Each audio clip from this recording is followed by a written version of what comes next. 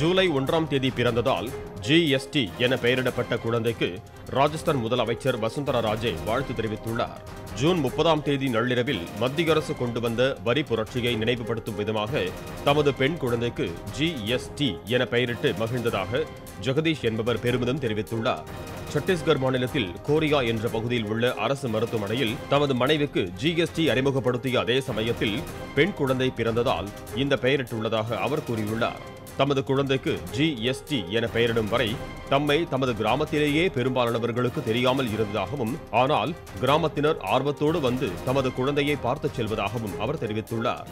இதனிடையே ராஜஸ்தான் முதலமைச்சர் வசுந்தரா ராஜே தமது ட்விட்டர் பக்கத்தில் GST பாப்பா நீண்ட ஆயுளோடு ஆரோக்கியமாக வாழ வாழ்த்து தெரிவித்திருக்கிறார்.